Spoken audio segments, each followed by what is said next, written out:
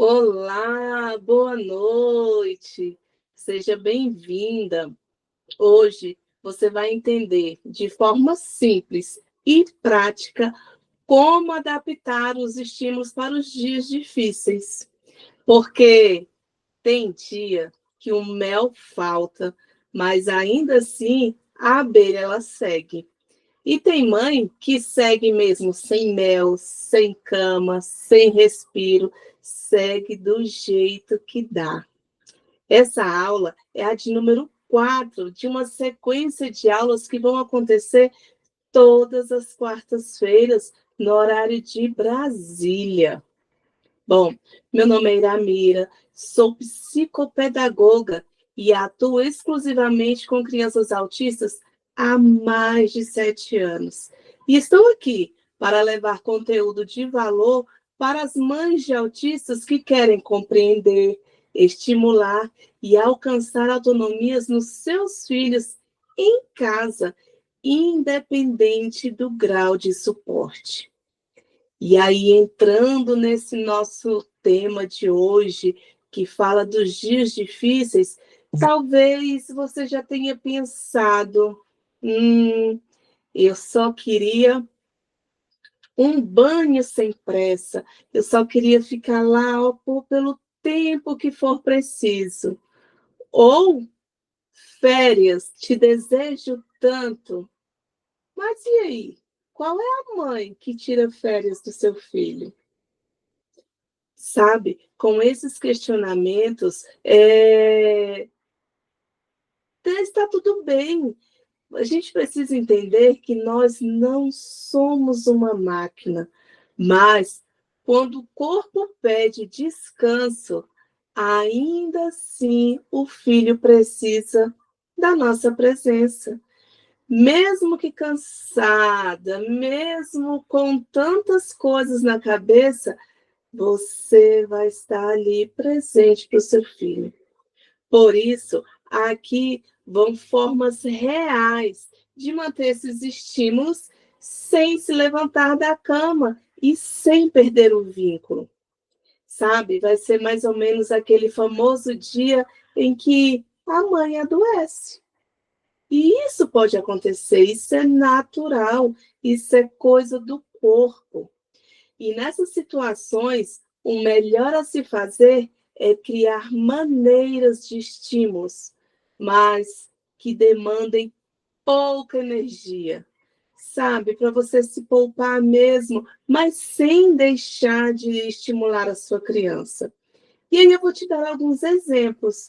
Olha só, água com potes para transferir.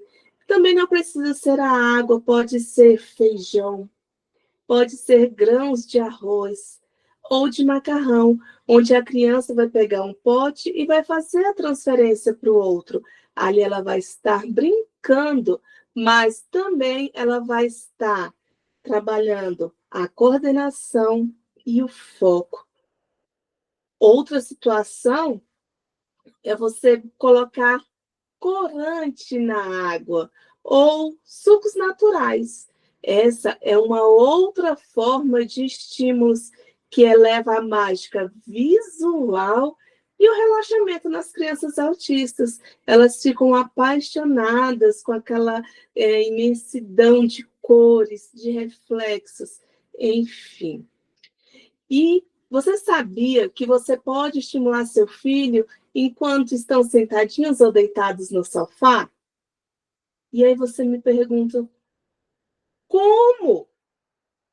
Escolha um livro e leia para ele. Vá passando as páginas e deixe que ele observe as imagens. Pergunte o que ele está vendo e vai dando pausas na leitura, enquanto isso vai fazendo um cafuné. Me diz aí, quem é que não gosta de um cafuné? Ah, eu adoro. Ou, se você não quer contar história, ou se naquele momento não dá, você escolhe um brinquedo. Pode ser aquele personagem favorito dele e vão criando histórias e brincando de contação de histórias. Dê outro nome ao personagem e pergunta se ele ficou satisfeito. Ou se tem que ser o nome mesmo que ele deu. Perceba que está estimulando a criatividade, a atenção e tantas outras coisas. E neste momento de contação de histórias, você pode e deve se cuidar com um maravilhoso escalda-pés. Por exemplo, aqui ele nunca falta. Assim, você se cura com a medicina alternativa e também alimenta o seu autocuidado. Olha, eu vou te dar uma receitinha maravilhosa. Anota aí.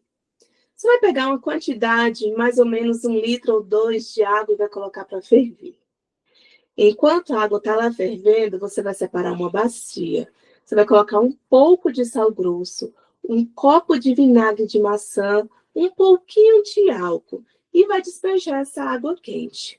Você vai sentindo a temperatura e quando ela ficar suportável, aí você corre, vai pegar o livro ou o brinquedo, vai se sentar com o seu filho e vai colocar os pés dentro dessa linda e maravilhosa receita. Enquanto você conta a história, deixe os seus pés dentro da água. Vai ser super relaxante. E aí você fica com os pés na água até ela esfriar.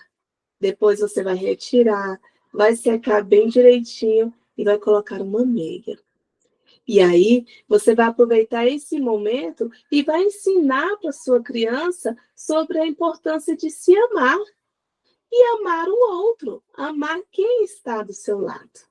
Porque perceba que enquanto você cuida, você se cuida. Então, você está cuidando do seu filho, você está estimulando o seu filho e também está recebendo esse cuidado, esse relaxamento dos pés, esse relaxamento que vai alcançar todo o seu corpo.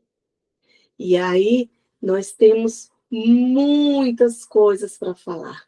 Olha só, nós temos os estímulos passivos com vínculos. É esse que eu acabei de te falar. E esse é o nome da técnica que apresento nas oficinas da minha mentoria para situações em que as mães ficam doentes. E dentro das oficinas, apresento formas de realizar leitura deitada, com pausas, com a condução certa para manter a criança enganjada em se manter deitada com você e enquanto você vai entregando aqueles toques afetivos. Também falo como desenvolver a habilidade de narrar. São as histórias inventadas com personagens favoritos, ou até mesmo apresento formas de observação da natureza, de maneira que traga a ideia real das coisas. Mas tudo isso sem grandes esforços. Você não precisa estar ativa, correndo de um lado para o outro, buscando uma ideia aqui, buscando uma ideia ali. Nesse momento que você precisa de mais tranquilidade, você precisa estar presente, mesmo que sentada, mesmo que com dor. Ah, mas e quando a criança é que está doente? O que fazer? Bom, quando a criança está doente, a gente precisa adaptar tudo, inclusive as expectativas, porque elas vão vir com umas respostas diferentes da que você está acostumada de quando ela não está doente. Então, por que tudo isso? Porque não adianta querer que tudo aconteça naturalmente. Você precisa estimular essa criança mesmo quando ela está doente. Ainda mais quando a sua criança, ela não sabe ainda nem como identificar onde dói, quando ela não fala ou não aponta. E aí, quando a criança está doente, tudo será desconfortável. E nesses casos, você vai precisar contar com técnicas que aumente a sua paciência, aprimorar o seu olhar para respostas do corpo do seu filho. E aí, Aproveitando todo este momento, você precisa ter técnicas de estratégias que sejam leves. E aí você fala assim, meu Deus, mas como? Ficar juntinho no sofá e mostrar figuras em livros. Olha, com certeza a sua criança vai gostar, porque além de estar agarradinha, sentindo seu cheiro, vai estar folheando um livro bastante colorido. Outra possibilidade, observar a natureza, ver os movimentos das folhas, dos insetos ou até da sombra. Isso deitada lá no sofá, observando pela janela, sabe? Ou também conversar sobre o corpo, o que sente, e isso vai ajudar a melhorar. Bom, aqui os estímulos não são voltados para a agitação, mas para a conexão. Vai ser um momento de aconchego, onde você vai ensinar mais do que o dia inteiro de terapia. Vai ter um momento de acolhimento que vai agregar conhecimento, tanto para o seu filho, quanto para você também. Vai ser de um tempo muito valioso, onde vocês vão prender o fato de. Você vai se prender ao fato de não manter uma rotina. E aí, aquela rotina, nós temos, como eu já falei de outras vezes, nós temos as rotinas que são com horários e aquela rotina que é mais na questão da previsibilidade. E aqui eu não estou falando que você não pode seguir a rotina. Eu estou dizendo que você precisa, na verdade, ter uma flexibilidade nos dias em que seu filho estiver doente. Mas e se os dias difíceis por aí forem os dias em que você perde a paciência? Tem dia que a gente quer sumir, que sente raiva, cansaço, tristeza. Olha, isso não faz de você uma mãe ruim, faz de você uma mãe humana que sente todas as coisas que outro ser humano sente. Mas, mesmo diante de uma condição normal, afinal, você está em sobrecarga, em alerta o tempo todo, pensando em estratégias e estudando tanto sozinha, que será normal seu corpo querer explodir. E aí, o que você precisa ter em mente é que o que não pode e não deve acontecer é a sua tempestade molhar o seu filho. Perceba a necessidade do guarda-chuva, onde você se protege e protege o seu filho. Nesses dias de tempestade, você não pode deixar que o seu filho se molhe pelo seu cansaço, pela sua irritabilidade. Você vai desenvolver estratégias simples, mas que você, ainda assim, mantenha esse contato com o seu filho. E aqui eu começo falando de uma técnica tão simples que vai mudar tudo por aí. E, mais uma vez, ela não servirá apenas para o seu controle emocional, mas também para a sua criança. É a técnica da abelha e a flor. Você sente o cheiro da flor e depois você aprecia com a soltura do seu ar. Não é assim? Sente o cheiro e solta. Agora, pense em uma flor que você gosta tanto e cheira essa flor. Deixa ela te trazer memória afetiva daquela flor que você recebeu de uma pessoa importante no seu aniversário ou aquela que você passou pelo jardim e colheu. Pensou? Agora solta o suspiro que a gente dá quando lembra desse momento. Você estará diante de um exercício respiratório. E para a sua criança, traga o exemplo de cheirar a flor e de assoprar a vela. Respira e assopra, também estará diante de uma excelente forma de exercício respiratório. Também sempre comunico sobre o princípio da tartaruga. Veja só, sem pressa, mas sem pausas. Uma semana sem estímulo pode significar regressão, mas 5 minutos por dia, com intenção, significam avanços. Então, quando estiver em um dia de muita falta de paciência, então o foco terá que ser de menos minutos de estímulos, mas com total qualidade. E olha, uma dica: evite se isolar ou desligar 100%. Isso não vai te ajudar e não vai ajudar a sua criança. Então, nesses momentinhos assim, ó, chame o seu filho para guardar brinquedos com você. E aí você diz: filho, pega o carrinho, eu pego o boneco. Deixe ele dobrar a roupa do jeito dele. Isso você vai estar estimulando a noção de responsabilidade e separação de objetos. Enquanto isso, você vai nomeando tudo.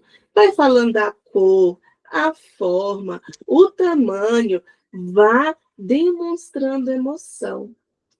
E a cada pequena ajuda que seu filho der, celebre essas comemorações, celebre essas pequenas colaborações. Isso também é estímulo, isso é vínculo, e isso também é ensinar autonomias. E fará muito sentido utilizar esses momentos para que você consiga estar presente, mas sem se esforçar demais. Agora, eu preciso fazer um alerta muito importante. E é sobre as telas.